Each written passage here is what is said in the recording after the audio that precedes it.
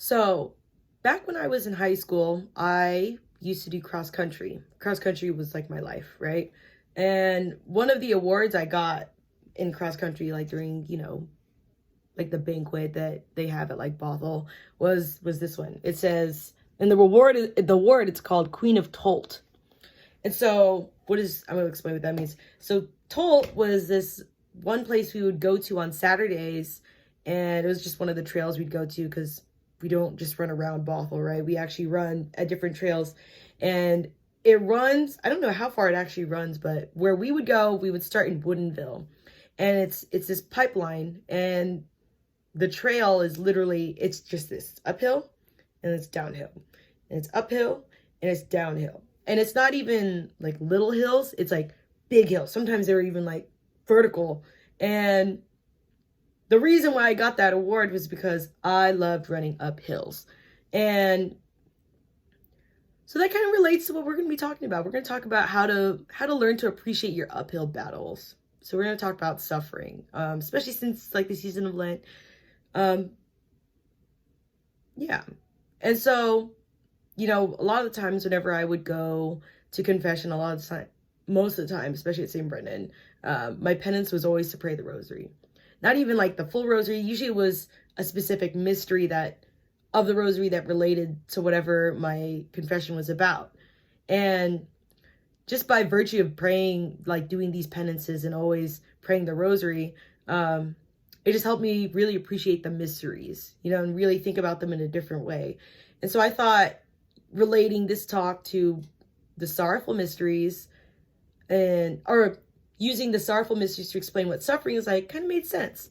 So we'll just go through all the mysteries.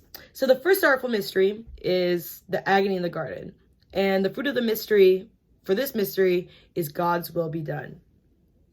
So there's a scripture passage that kind of goes with the agony in the garden. It's Matthew 26, verse 39. It says, it's when Jesus is in the Garden of Gethsemane, right? And he's saying, "My Father, if it is possible, may this cup be taken from me. Yet not as I will, but as you will." Nothing bad comes from God, right? Like, because in the story of creation, you can literally look this up in the Bible. God, everything that God made was good, right? It says like he made the birds, he made the trees, he made the oceans, he made all this. And he always ends up with saying, and it was good. So only good things come from God. Nothing bad comes from God. But then you wonder, like, I have friends and I have coworkers that ask me, then why is there suffering? Why are people in pain? Why are people crying? Why are people sad? And it's because God gave us free will, right? He gave us a free will so we would spend our lives choosing to learn more about him, choosing to love him. God, when he was making us, he didn't want us to be like robots that were just programmed to love him, because that's not the same thing. That's not really a real love. But like when someone chooses to love you, then that's the love that God was trying to foster, because love is a choice. It's more than just like the lovey-dovey feelings. So because we have free will, unfortunately, because we're not perfect, no one's perfect, we tend to be selfish. We tend to choose whatever we want to do. We tend to make choices that will help us only. And we tend to do, other than what God wants us to do. And so because of that, our world is a mess. We have sin, we have suffering, we have sadness, and yeah. But what's important to understand is that, yes, suffering is hard. Not going to say that's not hard, but suffering without Jesus is even harder. But at the same time, suffering is necessary. That's what this first mystery is about. Suffering is necessary. But it's not meaningless. So recently I think it was like in February, there was a reading. And I'm just going to take one Bible verse from the reading. It was Isaiah 58, verse 8. It says, "The glory of the Lord will be your rear guard." So if you think about that, so if God is your rear guard, that means God has got your back. And which is a good thing, right? Because, I feel like the worst hits that you could get are the ones that you don't see coming, right? Are the ones that come from behind. And so, but then you think about the times like, so when you do get when something comes into your life or you get hit with something that you didn't see coming, that means you're going to be okay, right? Because, you know, your rear guard wouldn't let something hit you that you couldn't handle, right? We hear all the time that God wouldn't give you something that you couldn't handle, right? So it makes you think, you know, it makes me think sometimes that maybe like God is actually the one that's actually pushing you from behind, you know? Because if you think about it, like what happens when you get pushed from behind?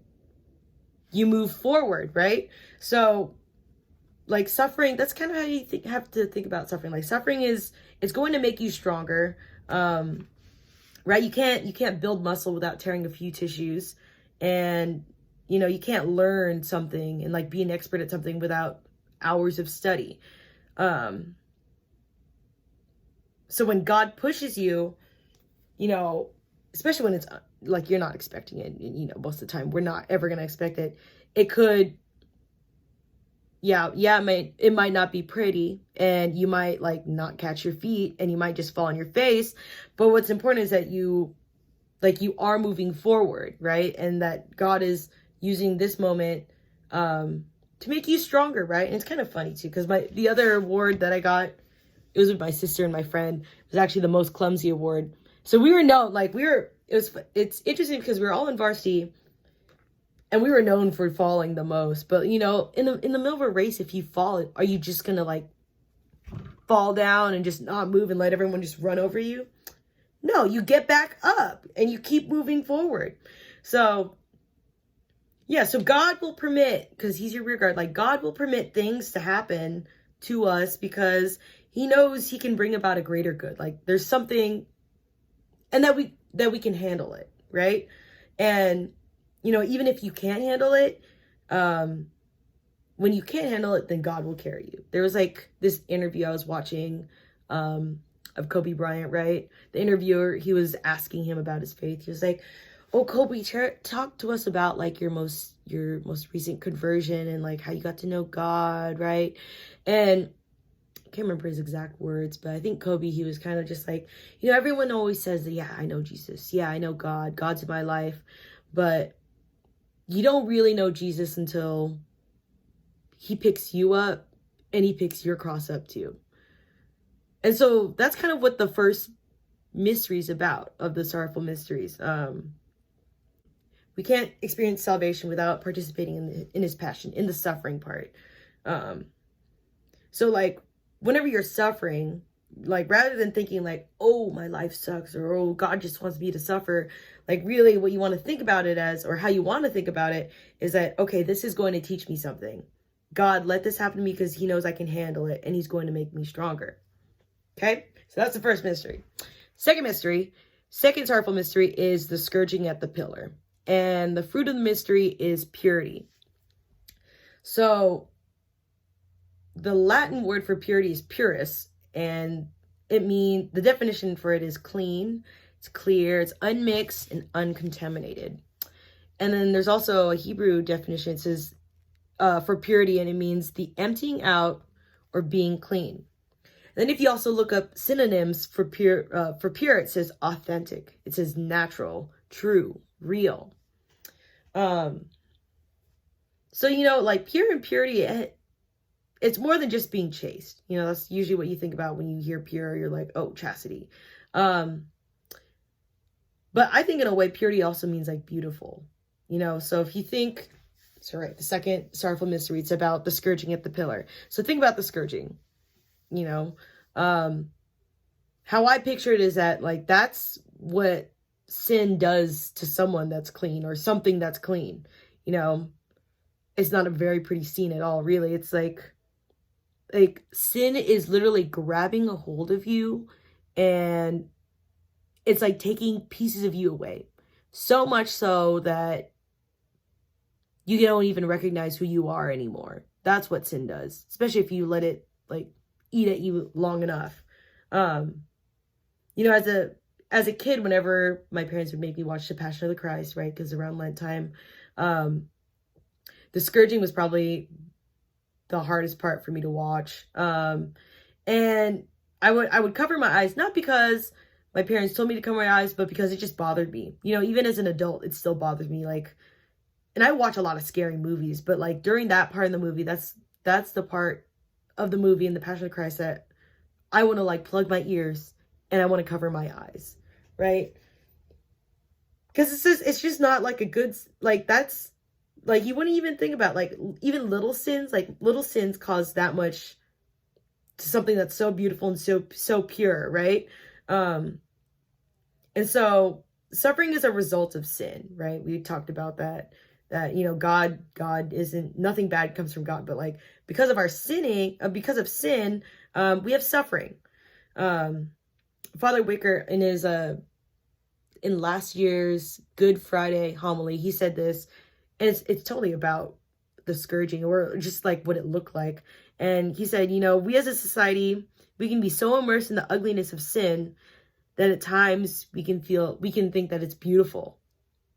And that's crazy to me, right? Because and it makes sense though, like when you're surrounded by, you know, like what's going on in society and what everyone else is doing, um, you can think like, oh, this is normal. Like this is what I'm supposed to be doing. But then again, you see, or you feel like you can have all the stuff in the world. You can have a lot of money. You can, not even a lot of money, but you can have money. You can have all the stuff you want. You can have people like you. You're popular, whatever. But you realize that you still feel empty, you know? And that's because, you know, we have a God-shaped hole in our hearts. You know, God, he made us, we're made to love God. Like I say that all the time in class. You know, as people, we are drawn to three things. We're drawn to truth, we're drawn to beauty, and we're drawn to goodness. We're attracted to those three things: truth, beauty, and goodness. And that's why, you know, at some point in our lives, we're drawn to God. Like, because God is all three of those things. Like, God is very true, and God is beautiful, and he is so good. And so, you know, the second sorrowful mystery just helps you realize, makes you, you know, when you're suffering, like, it makes you think, rather than thinking like, I'm perfect, I'm so good, like there's no reason that I should be suffering this much. There's no reason that this should be happening to me. I don't understand. I'm a good person. It makes you want to think, like, this is the reflection you want to think about. It's, you know, what in my life isn't true? What in my life isn't beautiful? And what in my life isn't good? And, you know, whatever I have in my life that isn't true, that isn't beautiful, that isn't good, get it out, you know? And having those, because pure, right? The definition for pure is like uncontaminated, it's clean, you know, and having impurities and like other things in our lives that make us dirty, it keeps you from being happy. It keeps you from knowing God. It keeps you from knowing joy, you know? So that's the second sorrowful mystery. So the third sorrowful mystery is the crowning of the thorns. And the fruit of this mystery is humility. Well, it's humility, and I think how they word it is reign of Christ in our hearts. The reign of Christ in our hearts. So I like to say in a joking way that complaining is one of my favorite pastimes. Not in a serious way at all. Like, I just find it entertaining. I find people's reactions to my complaining entertaining. Like, you know, especially around like old people, I'll always say like, oh, I'm so old, I'm so tired. Or, you know, even at work, because I work in construction, I'll be like, oh no, I broke a nail. And I just like to complain because I just think reactions are funny, and just because I'm like, something to do. But then with this whole like thing going on with the virus, now it's like I've been doing like real complaining, right? Because like, I mean, because it's like affecting my life. I think that's why I was mostly like upset about it. Like what? So the gym got canceled, so I can't maintain my gains, right? And so I was complaining about that. I was complaining about, I'm like, why is there no toilet paper in the stores? Or my confirmation classes are now online. I got to record myself. Or, you know, also I'm just complaining about I think the number one thing I'm most upset about is like that there's no mass, you know? And I just, in my head, not even in my head, I verbally say it. I've been saying like, I should be allowed to like, in my head, I'm thinking like, I should be able to go out at my own risk and do the things I need to be doing, right? I'm kind of just thinking like, I don't care if I get sick or like I'll put myself at this risk of like getting sick, but like I need to do these things, right? Like this is interrupting my daily life. This is interrupting the things I need to get done, right? I have a lot to do. But, recently I thought to myself, I'm like, Margaret, you're a little selfish, It's not all about you. And I think that's good practice to do. Sometimes you like think to yourself like, it's not all about you. Like I thought to myself, I'm like, who cares if you want to drive a couple hours on Sunday to go to a different mass that's actually like open, right? Because we can't go to mass in King County or whatever. Or like the point of like why they canceled mass and why they're canceling all these things and like closing them down is so other people don't get sick. It's not about you. It's about the safety of others. So yeah, humility. So I had to do like a little bit of a like humility check, and I was thinking, I'm like, what, like that does make sense. I'm like, and so we'll just talk about humility. So humility, it comes from this. I think the Hebrew word is humus. It's not spelled like hummus. I think I'm saying it wrong. Anyways, humus, and so it means of the earth, or how I think of it. I think it means down to earth, and so. For humility means, in this moment to me, it means coming back down to earth from whatever high horse you're on. Like, oh, well, I need to go to mass, so I need to be able to go to the gym, like everything's affecting me, da da da.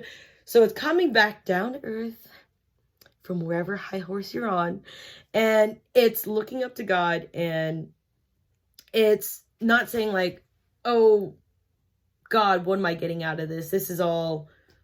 everything's being taken away from me, like it's looking up to God, not asking like, what am I going to get out of this? It's looking to him and asking him like, God, what are you making out of all this? And what do you need me to do in this moment? So because Jesus, he didn't save us by taking away suffering. No, that's why we still have suffering. But he saved us by giving meaning to our suffering. So God, he gives us a cross so we are able to participate in the redemptive suffering of the world, right? We hear that all the time, redemptive suffering, redemptive suffering. But what's a cross? So a cross is, so we have this, vertical component. It says, so a cross is when God permits something to happen. He lets something happen, right? Or he tells us to do something and we don't necessarily want to do it, and we probably don't. So there's like a clash, right? There's something happening here, and in that moment when we realize like, oh, I really don't want to do it, but I know you want me to do something, you're calling me to do something, we have to decide, whether or not we are going to align our will with God's will. That's how we are able to participate in this redemptive suffering, right? Even in this moment, whatever we're suffering through, we can continue to just not do whatever God wants us to do. We can continue to try to do what we want to do, or we could say, God, I don't like this, but because I trust in you, I'm gonna do this. Like the source of original sin, original sin came from a lot of things, but original sin, it came from like a lack of trust, and it came from pride. It's us saying like, oh, I know better, right? And so anytime God permits a cross in our lives, he is giving us the opportunity to exercise our trust in him, right? Realigning to what he wants, and it's giving us an opportunity to exercise our trust to rehabilitate the trust that was destroyed by original sin. So, we're like maybe a week and a half, and I'm still upset about not having mass. But, you know, and not having my gym and, you know, being able to do all the things I usually do, like go out, whatever. But I understand it's for, you know, other people's safety, right? And out of humility, like I trust that he's going to bring something, like he's going to bring a greater good out of this, right? And we can, you know, we can already see it, right? Like Father's been writing it in his letters, and you can just see it, you know, amongst your friends maybe, that like there is good coming out of this, right? You know, with like mass being canceled, like there's like a greater hunger for the Lord, right? There's a lot of conversion of hearts because people are like, you know, what are those crazy Catholics? They want their bread or something, you know. They starting to wonder like, oh, you know, maybe there's something to it, you know. I went on because I can't go to the gym, I've been going on runs more. I was going on a run, and like there's so many people outside, you know. That's such a beautiful, like we have such nice weather, and like more people are actually like going out and like enjoying, you know, God's creations, which is nature as well. Also just like around my neighborhood, I've noticed just like a lot of like families going out on walks and just spending more time with family. And it's not, yeah, you could say that, oh yeah, I've been living with my family all these years, like I think I spent enough time, but it's like real quality. I feel like they're having more quality time, not just because, you know, like the parents come home from work and the kids come home from school, and it's like, I think maybe the only time they have together is like dinner. But then again, kids got homework or someone's got to go to sleep, so it's like dinner and then boom, go to sleep. And it's like, that's not really quality time. But like, because everyone's home now, who knows? I don't know if everyone's still working or anything, but because people are, you know, able to stay at home, they're able to spend, like, maybe you'll have those moments of just have a small chat or something, you know.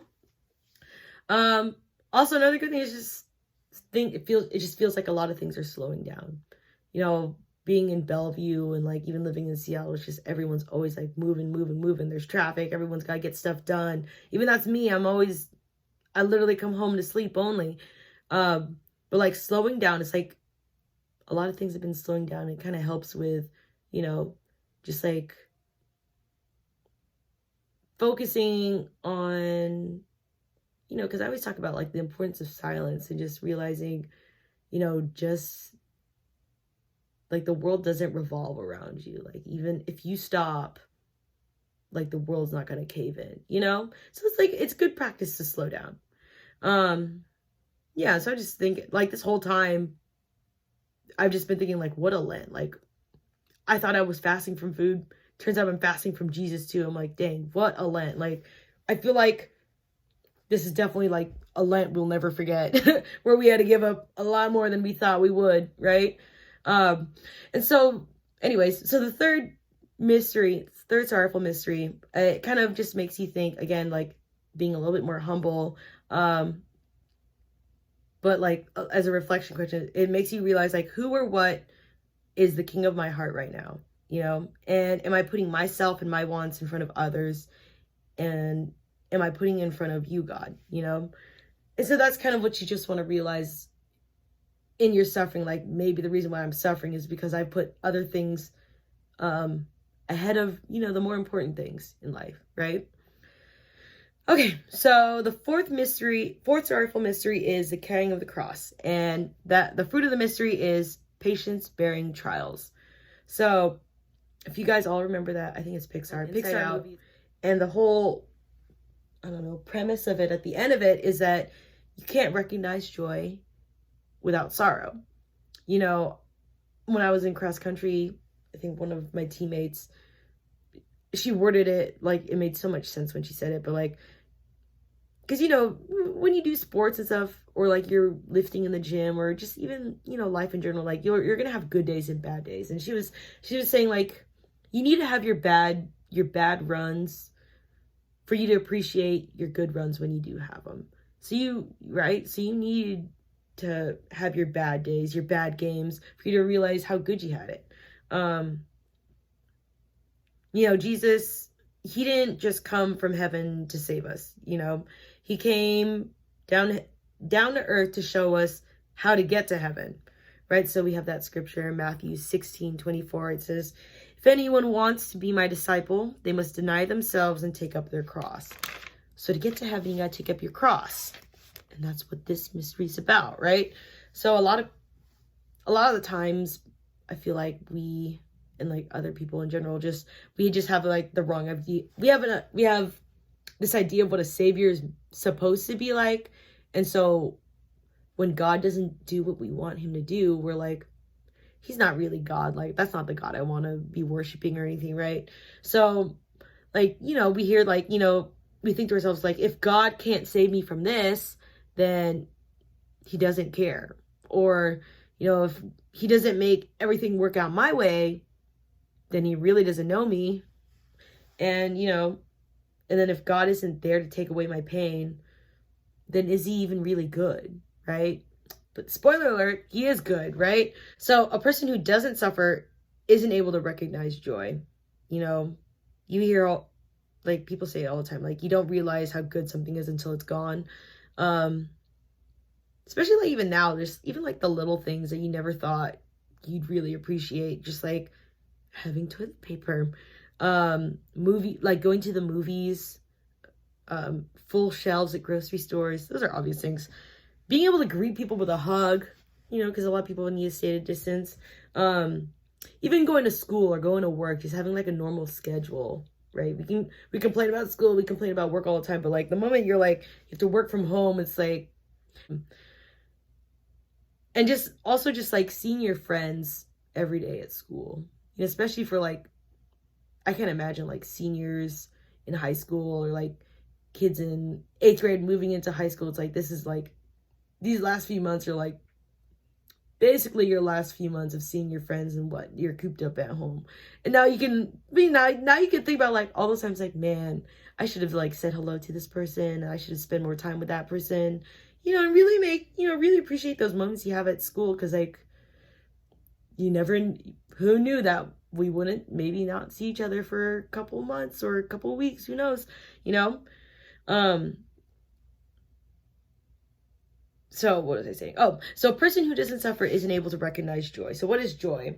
I'm sure we've all heard this. So joy, it stands for Jesus, others, and yourself, right? Just take the first letter of each one. And I firmly believe that, when this is all over, we're definitely going to be craving more of Jesus. We're definitely be craving more of others, right? Because all this time that we've been home, all this time that we've been, in one place, we've just had enough of just you, right? We haven't had enough of Jesus. We haven't had enough of others. It's just been us, you and me, right? And so if your life, if you think about it, like if all you have is you, the Y part, right? Then your whole life, it's all about that letter Y. It's going to be like, why do I have to do this? Why me? Why don't they like me? Why do I have to do that? Why, you just become a victim of yourself, right? And so if you want to have joy in your life, you got to have all three components: Jesus, others, and yourself. And to know through suffering, that's how you get to know who Jesus is, right? Because Jesus suffered everything basically. And yeah, and you need to if you want to have joy, you need to love others. You need to get to know others. That way your whole world doesn't revolve around you. You realize in your mind and your, the world expands, right? By doing that. So also in the fourth sorrowful mystery, there's for the mystery, it's patience bearing trials, right? So keyword patience. We always hear this also, just like that we have to enjoy the process. And not just even enjoy the process, it's trust the process. You don't get strong overnight. You got to consistently put in work. Like even in the waiting, like God is working in the waiting. It's not like he's just going to one day just like, boom, just do something. He's working in the moments where it just feels like, nothing big is happening. God is using this moment in order to make us the person that we're meant to be. His plan isn't that our life will become easier. God's whole plan is that we will become stronger. And what's important to realize is that, there's a difference between hard and strong. Like hard is not the same thing as strong. Hard things, like even in my engineering classes, like hard things do break. Like we had a hardness test in my class. We would test like what would it take for something this hard to break. But so hard things can break, they can be crushed. But strong things, like if you think of your muscle tissue and stuff, like yeah, they tear, but they get better, they get stronger. And so God's plan is that we become stronger.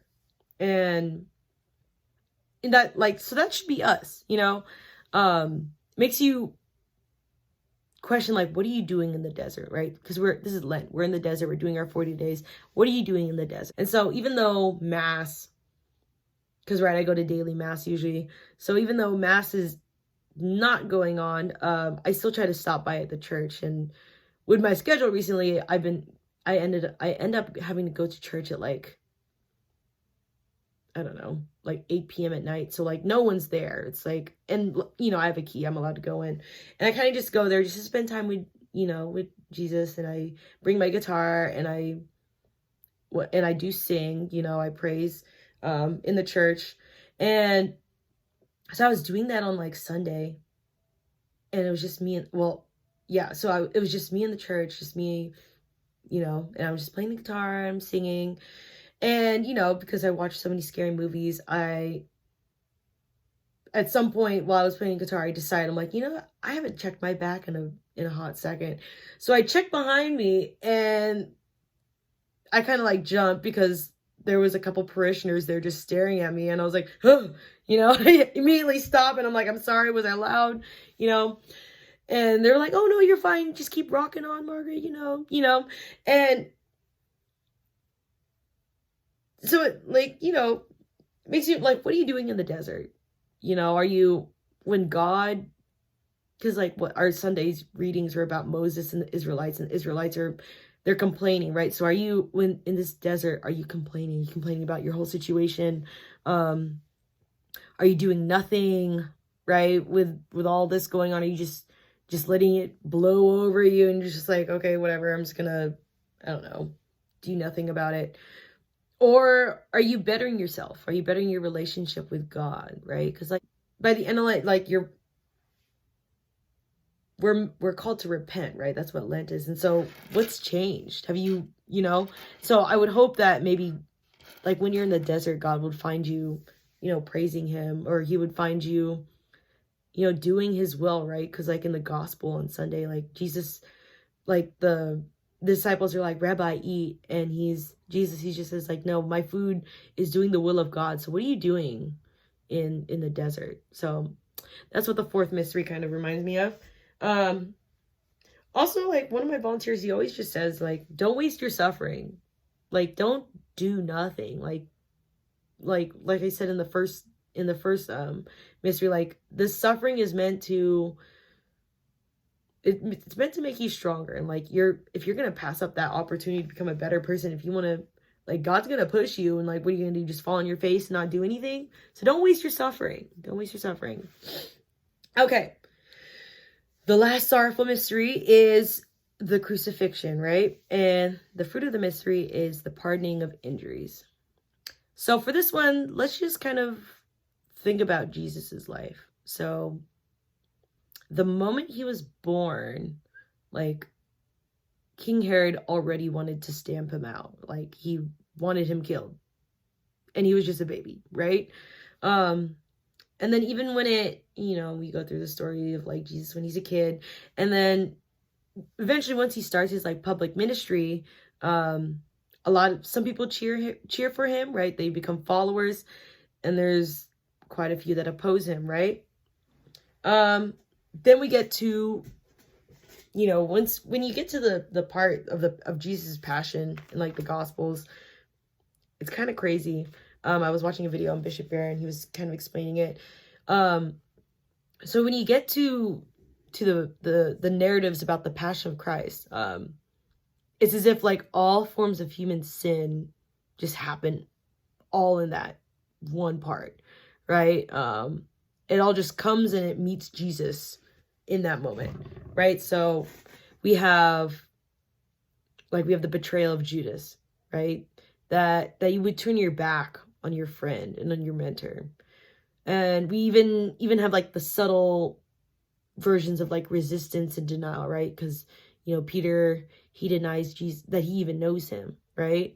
And like the other disciples, they fall asleep in his moment of need. You know, he tells them to stay awake with him and they fall asleep. Just so it's just like being lazy in the presence of God, sloth, right? Then we also see Pontius Pilate, right? And he's, you know, he knows the truth, but he won't follow through with it. He just lets it keep happening, right?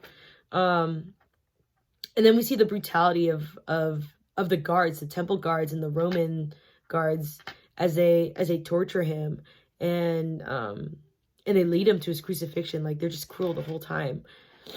And, you know, even as Jesus is like hanging on the cross, like, there are people that are they're mocking him. Even as he hangs, they're dying from this torture device, right? And so when you think about the Passion, it's just like all of human darkness and sin it just comes out, and it's just it literally crushes Jesus. Like he doesn't, and it overwhelms him, right? Like Jesus, he actually like dies, and it's not like, oh, I'm gonna die, but I know I'm gonna come back to life, so just whatever. It's like he actually like suffers and he actually dies. He's crushed by the evil of the world, you know. But in the resurrection, he doesn't come back angry or anything. He just says like shalom. He says peace to those that abandoned him. He says peace to those that ran, those that weren't there for him in his time of need. So, you know, just thinking about like the fruit of the mystery, like pardoning of injuries. Like in a homily, where I go at, the priest, he was saying like, if you want to be happy for a moment, get even. But if you want to be happy forever, forgive. You know, if you look up the definition for pardoning, to pardon, it means to excuse, it means to forgive. And, you know, in a way it means to like let it go.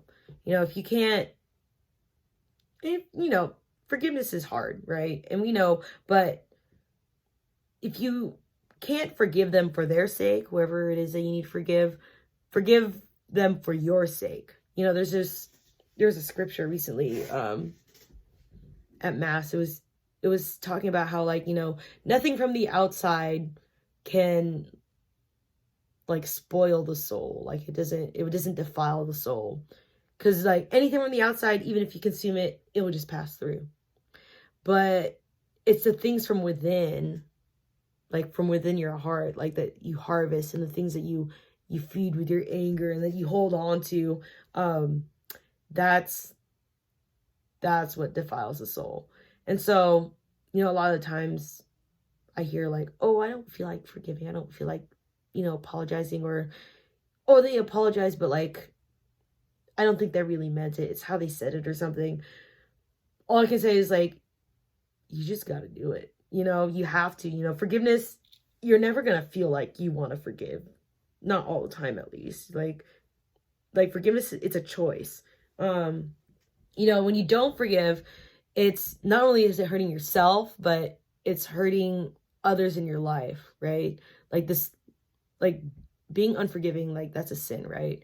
And sin, it's like a virus, right? And if you're not staying clean, if you're not washing your hands, you're going to infect other people. Just like that Matthew Kelly video we watched a month ago or something. It's kind of crazy what's going on. So yeah, so when you're not forgiving, like, and you're holding on to a grudge, like, it not only hurts yourself, right? But it also hurts other people. Not even just the people related to it, but just anyone that comes across you. Like, they can tell that, you know, you're gonna be a little on edge about certain things, or some things will just trigger you, right?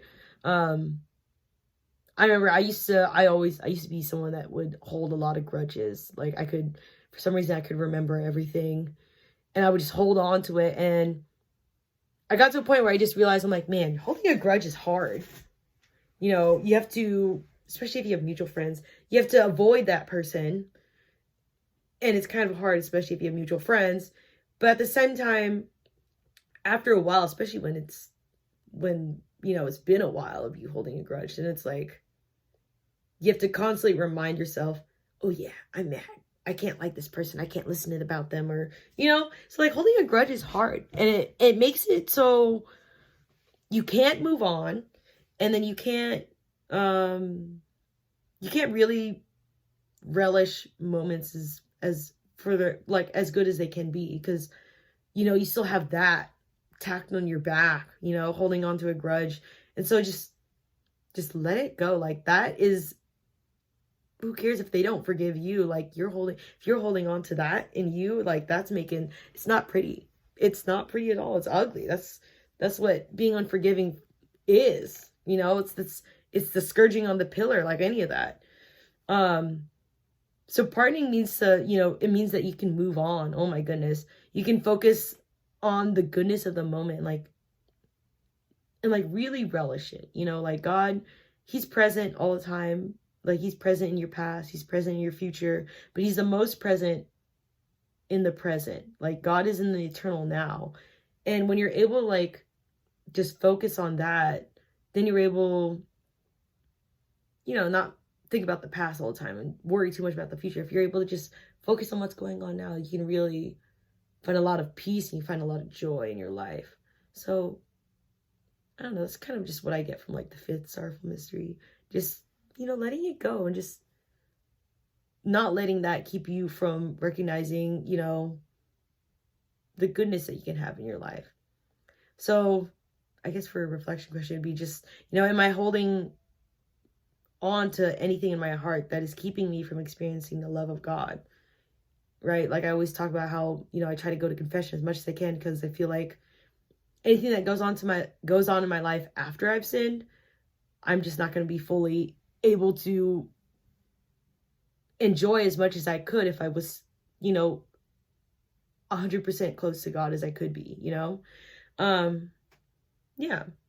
And so in conclusion, one of my titas, one of the hardcore ones, this is one of the things she's told me. She told me, we as Catholics, we're not meant to go with the flow. If we go with the flow, it means we're dead. Because if you think about it, what do dead bodies do in a river? They go with the flow. And I was like, wow, gosh, she did. That's a little rough. But I mean, it makes sense though, right? Like, we can't, we're not meant to just drift through life. We're meant to fight, right? And like, that's not to say that you should just go around looking for suffering. Like, I need to suffer a lot because I'm Catholic, or I want to be more holy. I got to suffer more. But really what I'm just trying to say is that, if, suffering will be in your future, and it's in your past, and it's going on now, maybe, when you go through suffering or any hardship, like my volunteer says, he says, don't waste your suffering. Like, don't just let it mull over you. If you fall on the ground, don't let everything just go over you. Like get back up and like keep running that race, right? Yeah.